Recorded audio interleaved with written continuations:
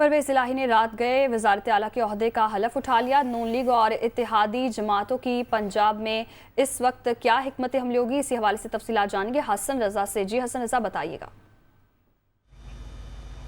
जी बिल्कुल, पाकिस्तान मुस्लिम लीग नून के रहनुमाओं का आज जो है हंगामी तौर पर इजलास 3 बजे 180 एच ब्लॉक मौला टाउन में तलब कर लिया गया है, जहां पर जो पंजाब के आइंदा के हिकमत अमली तय की जाएगी। दूसरी जानिब आज जो है जिस वफाकी काबीना का पार्लियामेंट में तारीख में पहली दफ़ा पार्लियामेंट के अंदर इजलास होने जा रहा है, तो वहाँ पर कुछ बड़े फैसले लिए जाएंगे। उसके साथ साथ कल गुज़श्ता रात जो है हंगामी तौर पर नवाज शरीफ की ज़ेर सदारत एक अहम इजलास हुआ था, जिसमें इसहाक डार और वीडियो लिंक पर शहबाज शरीफ, मरियम नवाज, हमजा शहबाज, मौलाना फजल रहमान और उनके साथ साथ आसिफ अली जरदारी भी मौजूद थे, जिसमें कुछ बड़े फैसले जो है वो ज़ेरे गौर लाए गए हैं। उसमें यह कहा गया कि पंजाब में आइंदा हिकमत अमली क्या होगी, वो ये कि पंजाब के मामलात को सख्ती से निपटा जाएगा और वफाक पंजाब के मामलात को जो है वो एक लिमिट क्रॉस करने किसी सूरत नहीं देंगे। इसके साथ साथ वफाकी महकमे जो है वो पंजाब के हवाले से जो भी फैसले आएंगे उसके हवाले से जो है वो सख्त रद्द अमल दिया जाएगा। जिससे अगर वज़ीर आला पंजाब चौधरी परवेज इलाही चीफ सेक्रेटरी पंजाब या IG पंजाब को तब्दील करने की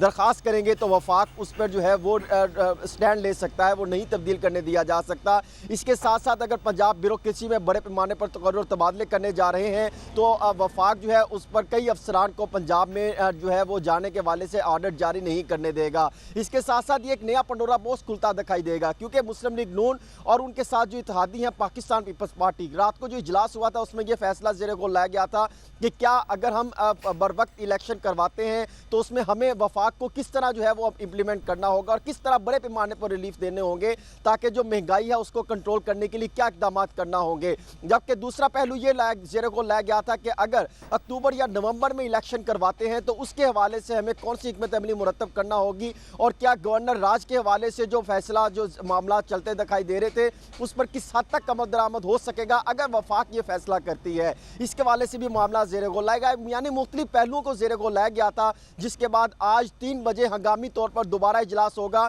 और बाकायदा रात को नवाज शरीफ साहब इंतहाई नाराज़ हुए, जिस पर उन्होंने ये कहा कि हम ये पहले ही चाहते थे कि पंजाब में जो मुस्लिम लीग नून की हुकूमत आएगी तो उनको शदीद परेशानी का सामना करना पड़ेगा। वफाक में भी महंगाई इस हद तक बढ़ गई कि